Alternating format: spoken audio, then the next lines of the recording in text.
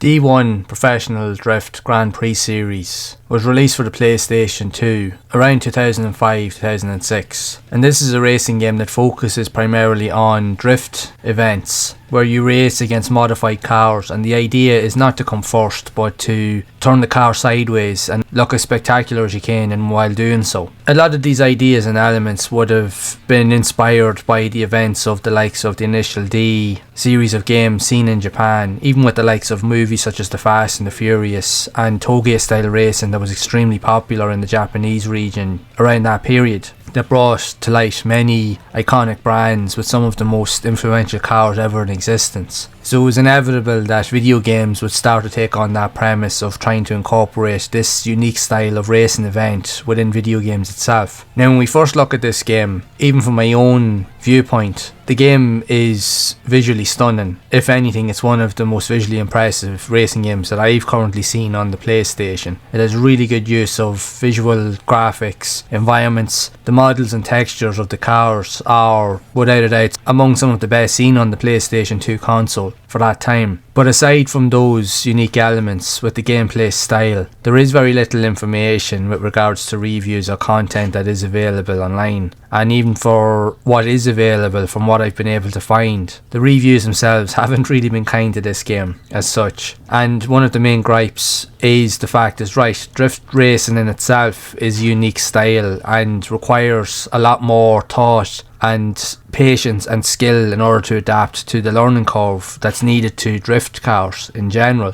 as it is a difficult task in itself compared to your typical racing games where you literally have to just go as fast as you possibly can. In this style of game, it's not about going fast, but it's about being the best driver that you can possibly be around the track while gaining points more than the other opponent in order to win. But that in itself is where the difficulty comes in, because from the reviews that I have seen online, one of the main and probably the main issue that I can find is from the handling dynamics and physics. That the game itself, when you're driving the car, regardless of whichever car you pick, and you do have access to some phenomenal cars, anything from the likes of the Subaru Impreza, the Mazda RX-7 variations, the Nissan Silvia S14, S15, S13, the Nissan Skyline range, Toyota Supras, Toyota MR2, and among many other iconic Japanese or JDM classic cars. But the one thing that they all have in common with regards to the handling physics is that you don't feel like you have any sense of grip on the roads, even though you're drifting around the corners, and even when you do get onto a straight point of the road where ideally you would want to gain up a bit of speed, you can't really do that because, and I can relate to this with the reviews from having spent time looking through them, the one thing I can relate to is that on one particular review it says that it feels like that the cars are skating around on ice, and I can agree with that 100% because that's what it feels like.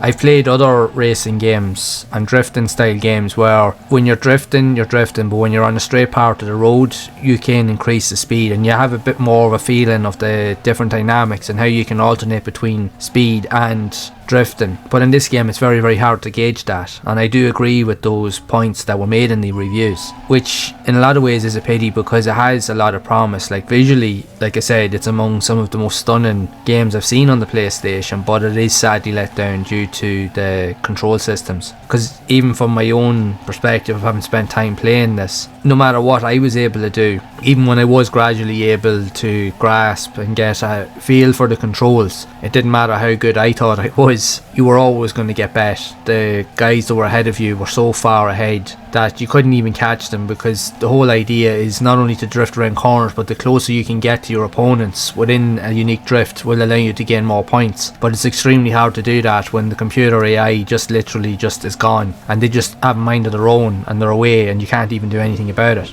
So that will add to the frustration. In many cases you probably are better off playing other types of drift games. There's plenty of them on the PlayStation 2 and there's a multitude of them on the PS1 and even on modern consoles and systems that will cater to those aspects. Now, it's not to say that this is a totally bad game. It's just it will test your patience and it will require a lot of tries and just trial and error pretty much to figure it out, but it's not going to be easy and you will find it very difficult to win races. Like even when you start out in the initial campaigns, the cars that you start out with, because you have limited resources and vehicles that you can choose from. But because the cars are so underpowered at the start of the game, you will instantly get penalised when you're drifting around corners if you can't maintain your speed, because the car can't get up to speed quick enough coming out of a corner in order for you to maintain your current point score. Which ends up happening is you lose your points tally or your docked down points, which will go against you in a negative way. So that can just make it extremely difficult, leading multiple tries in order to perfect the perfect drift, but there's still no guarantees that you're going to get the amount of points needed in order to progress. So that's something that could have been done better with the game.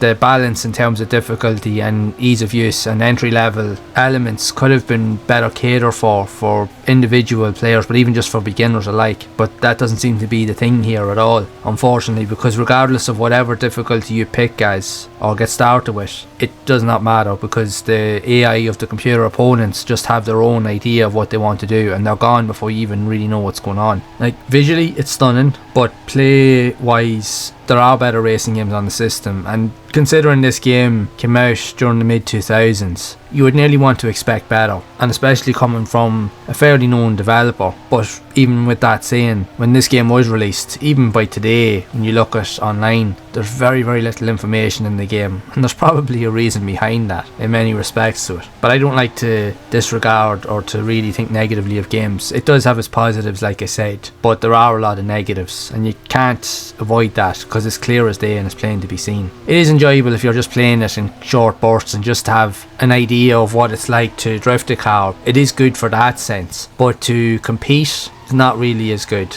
That's where it will drive you mad. But if you just want to just glide cars around the corners and just you don't really care whether you win or lose, then yeah, that's fine. You will have fun with that. But everything else, when it regards to the likes of the handling dynamics and even the weight and the feel of the cars, that will come into play later on, especially if you are trying to compete. But that's where you will notice those differences, and that's what will go against you at the same time. But unfortunately, that's just the way the game was designed, and it is what it is. There's not really much you can do about it. It is a unique take on the genre for sure, and definitely one of the best visually impressive racing games I've ever seen on the PlayStation 2, hands down. And for that reason alone, if you are interested in witnessing a visual masterpiece in that respect, then you can check it out. But for all other purposes, if you're looking for something that's going to be fun, you won't find that here, unfortunately. But I will leave that up to you. You can try it yourself and see what you think. You might enjoy it maybe more than I did, or maybe not so much. But if so, I would love to hear your thoughts of this game, if you have any at all. So be sure to share it down in the comments below. And if you would like to see more videos on other unusual, rare and quirky style games like this that were also released on the PS2, then be sure to subscribe to the channel and leave a like on the video. And also make sure to check out the playlist on the screen to see more of those games in action. And I will see you all in the next one.